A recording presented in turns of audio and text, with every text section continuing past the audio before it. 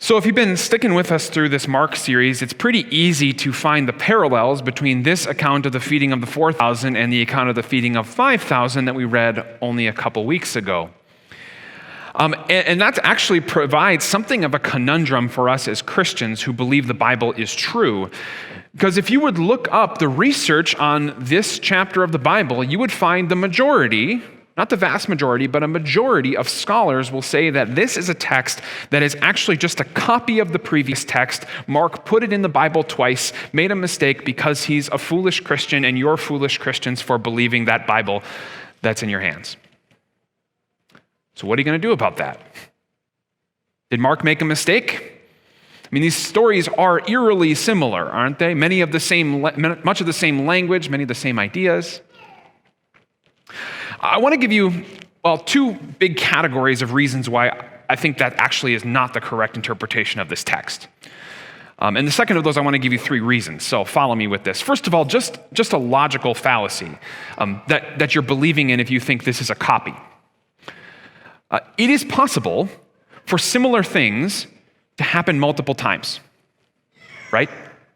Like, if a couple of years from now, people were looking back at Cross of Life and they said, after the pandemic, Cross of Life opened for worship on July 4th, 2021, and they had about 30 people there or so, and they sang some songs and they prayed some prayers and they studied the text of the Bible from Mark chapter 7. And then on July 11th, 2021, Cross of Life gathered and they had some songs and some prayers and they studied a different text from Mark chapter 8. Therefore, those two stories are way too similar. They can't both have happened. Must have been a copy in someone's history. That's ridiculous, right? It's possible for things to happen multiple times. But I think actually the text gives us really good evidence to this.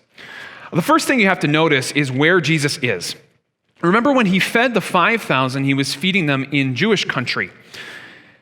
Now, as he feeds the 4,000, where is he? Well, if you remember back to last week's text, he's in the Decapolis, which is Gentile area.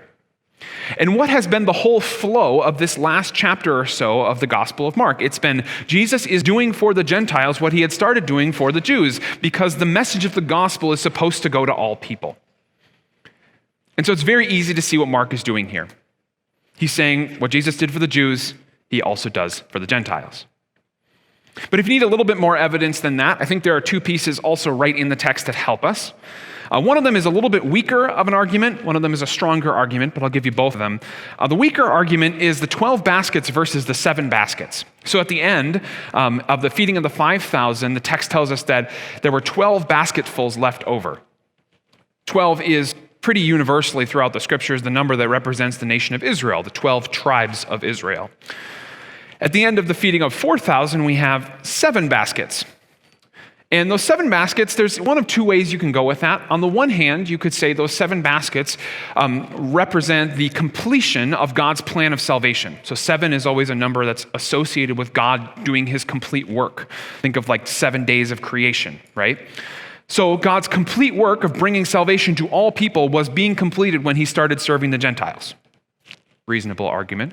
Another way you could look at it, though, is that when the children of Israel were entering into what would be the promised land for them, God told them to specifically drive out 7 nations. And so what God is recapitulating here is this idea that there were 7 nations here, and I told you to drive them out, and now I'm saving them. The reason I think this is kind of a weak argument, though, is numerology is something that's really easy to impose on pieces of text that aren't actually supposed to be understood symbolically. If you read a book like Revelation at the end of the Bible, that book is full of symbols. The numbers are all symbolic in that book. But the Gospels, the numbers are not necessarily symbolic. So I'm not sure I'm ready to say this is the slam dunk argument for this being about Jews and Gentiles.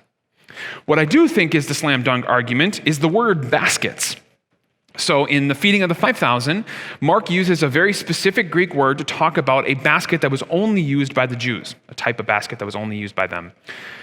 In the feeding of the 4,000, he uses a different word for a different type of basket, which would have been more common to all the people of that area. And so he very clearly is saying, this happened in Jewish country, this happened in Gentile country. They're the same story for two groups of people because Jesus is the Savior of all people. Okay, so if you ever hear somebody say, well, there's 2 copies of the same story in the Gospel of Mark, you at least have some ammunition to fight off that argument.